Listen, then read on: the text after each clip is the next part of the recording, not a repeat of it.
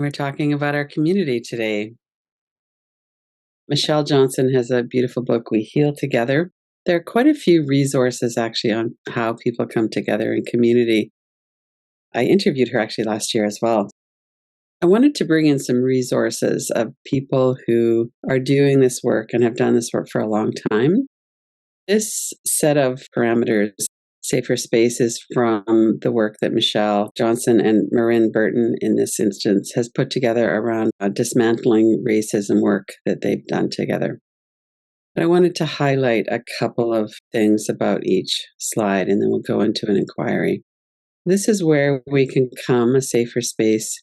Safer is important. It's not safe, it's safer, where we come together to discover who we are, to empower ourselves, where we can be who we are, and when we can encounter and be with each other.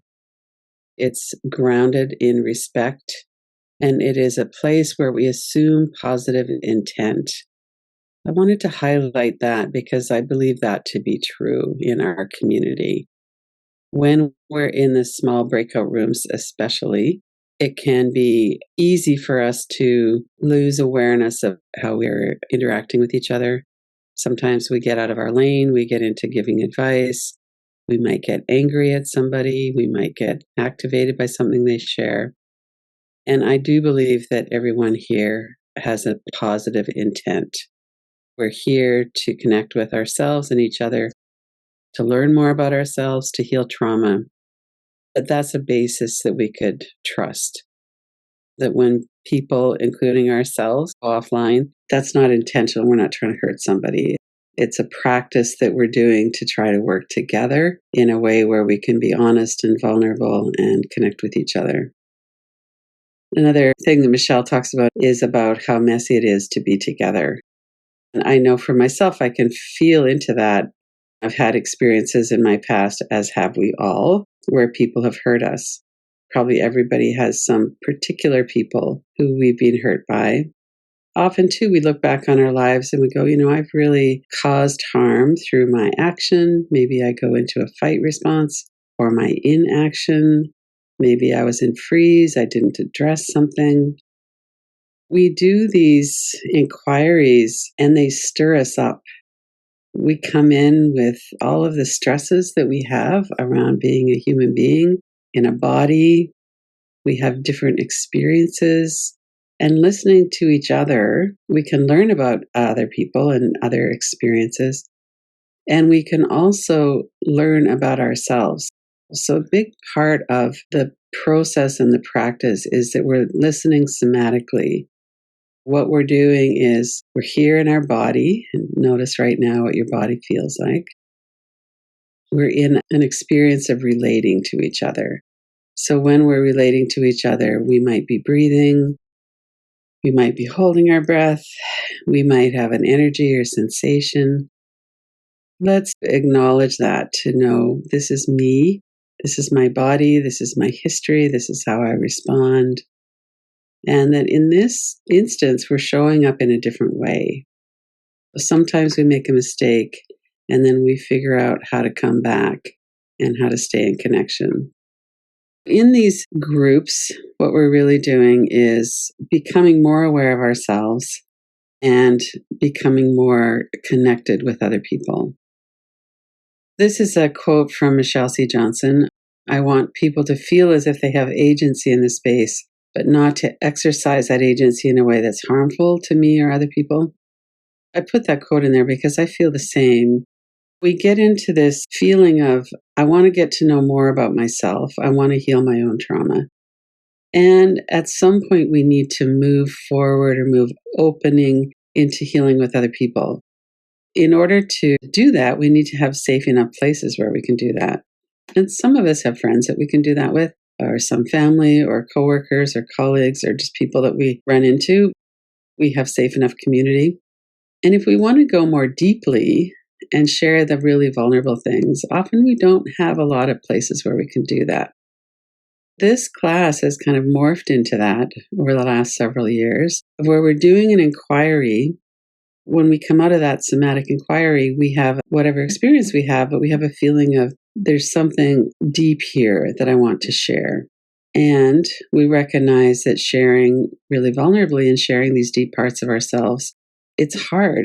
It takes courage, it takes resilience. Sometimes the other people in the room with us, a small room in particular, are people that they may not be perfectly regulated either, probably not. How can we work together to create a safe enough environment where we can feel seen and cared for and where we can be witnessed? This is a big part of what we're doing. But also, when we're being witnessed, that we're witnessing each other.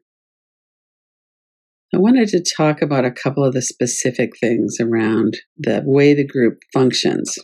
One of them is that we want people to have an equal amount of time to share.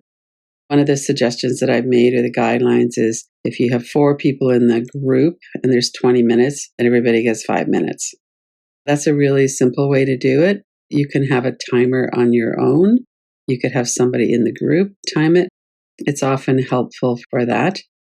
Some people are internally processing. So by the time it's their turn to share in the group, and there's usually 2 or 3 or 4 minutes at the beginning of that between the inquiry and when you're actually in the group sharing, people can kind of reflect and think, what's really important for me to share is this. They're very concise. They know what they want to say. They don't have a lot of details. Perhaps you have a lot of practice doing that as well. And practice, I think, is important here. Whereas other people process more verbally and they get to the understanding of what it is they want to share by talking. You might go in a bit of a wandering path and then you come to the point that you want to share with people. Those are 2 really different processing styles. Nothing is wrong with either one. In this kind of a setting, though, because you have a time limit, it's helpful to try to get to the point. One of the ways that we can do that is to take a moment before we start to share and really sift through how much detail do other people need to know in order to understand what it is that I want to share. A lot of the backstory isn't really important. We don't have to necessarily go into, when this happened and this, then I felt like this. And we could maybe go right to, this is what I'm feeling right now. This is what I was feeling during the inquiry. This is what I want to share. And it can be also true that we're disconnected from ourselves when we're sharing. That can make it a little bit harder to come to the point as well. These are not facilitated groups. I'm not in the groups with you. So when you're doing this, no one person is in charge. It's the group that's facilitating itself. So with the timing, we don't want to be rude for sure. We don't want to interrupt somebody, especially if somebody's sharing something that they're distressed about. One way that we could do that is to have somebody volunteer to be the timer. And then if you have 5 minutes each and it looks like the person is getting towards the end of the 5 minutes, but not really getting to maybe the point, to give a wave or something or a timeout signal, just to let you know you've got about a minute left. And that way people can wrap up what they're going to say. The other thing that sometimes happens is that people are talking, but they're not taking a break at the end of the sentence to breathe. They breathe in the middle of the sentence. It makes it hard to interrupt somebody because they don't stop at the end of sentences. So it can be visual, I think, is probably a good idea. Sometimes you might want to break in. And I know that everybody's pretty sensitive to that. I don't think that that's a big problem. But just to give people a bit of a heads up and say, your time's up, but if you could take another 30 seconds or something. We don't want to take other people's times. I hear from people saying, I feel so bad. I was really distressed about something and I went on and on and on and on. And then the people at the end didn't have enough time. We can monitor that ourselves and also do that together. But sometimes there's time left at the end, so people do kind of another round. But if there's, 5 or 6 minutes or 3 minutes or something, and everybody has finished sharing, somebody could say, is there anybody who wants to share more, go a little bit more deeply into what you were sharing about? What we're trying to do here is to not comment directly on other people sharing, but we could invite someone to come in and say, I'd be interested in knowing more about what you said, or more neutral, just to ask, does anybody want to share? So that last 5 minutes or the last 3 minutes or something doesn't have to be shared equally. That could be something where one person might kind of go a little bit more deeply into something. And overall, we want to be sure that we're not hogging the time. And we also don't want to be totally inflexible about that, too. When we feel that someone is out of their lane is probably one of the more difficult things. Somebody might give us advice is one of the ways that that might happen. And we're so vulnerable to associations from the past.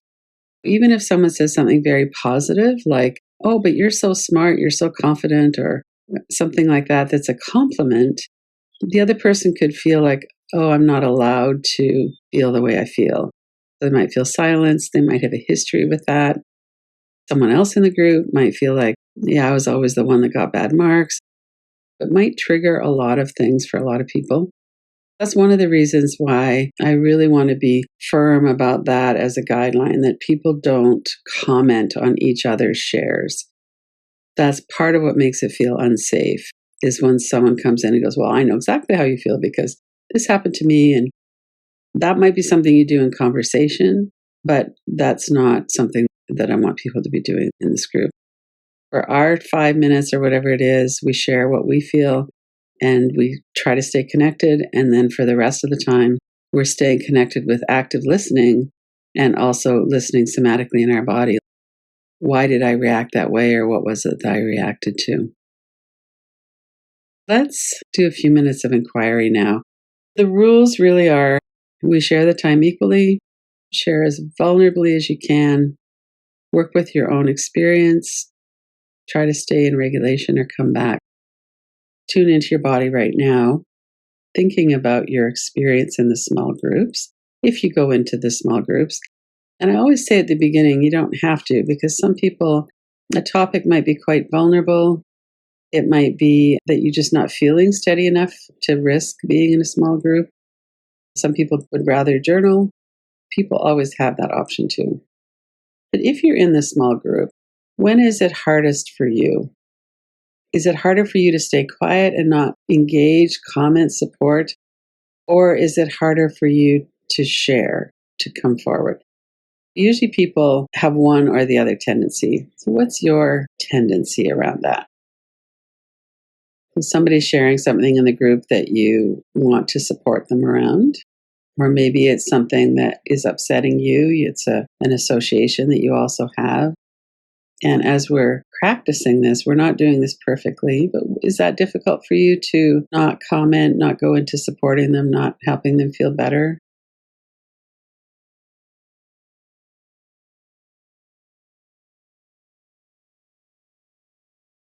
Of course, we can always put the little heart thing and put our hand on our heart or do something to indicate visually.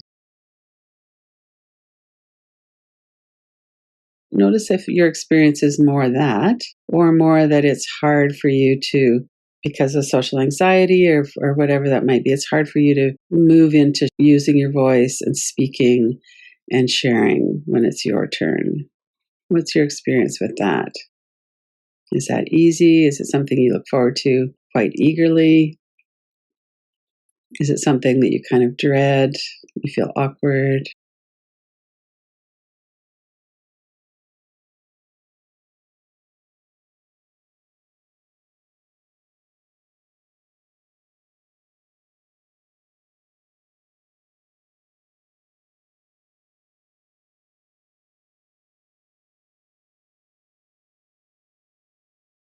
Notice your body. And then what's your reaction? It's not like we have the same reaction all the time, but if you think back to a few times when it's happened, what's your response when someone doesn't follow the rules? Someone's talking for 10 minutes and they're not stopping. It could be that someone's jumping in to give advice or something. What is your personal reaction to that? Do you tend to go into fight, get angry or annoyed with them?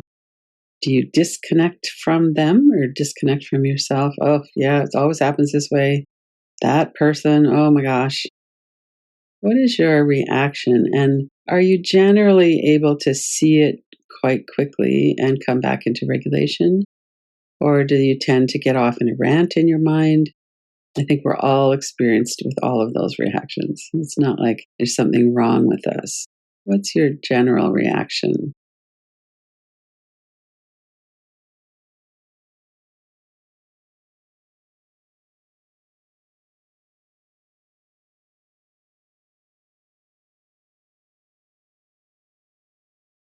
This next part, one of the things that we're doing is trying to know ourselves better, and we're also trying to connect with each other.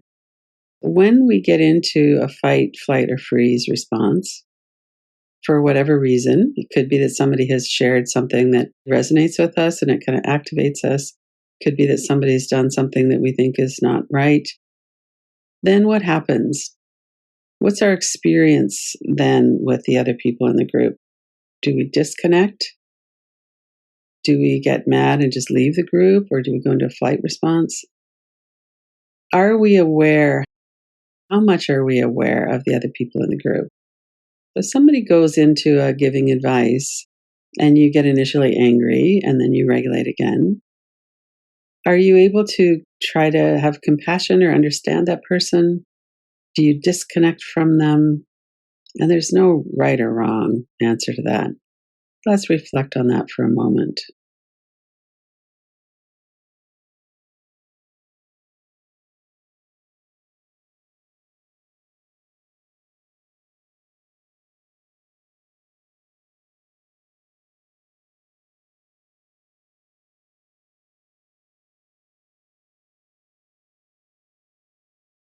How does this experience and this practicing like this affect your relationship with others? We're not going to take time right now to work with that. But that's really part of the goal of this, is that we practice these skills of staying grounded somatically, of listening in this way, of either coming back into connection or cultivating connection with ourselves and each other. And then we take that out into the rest of our life.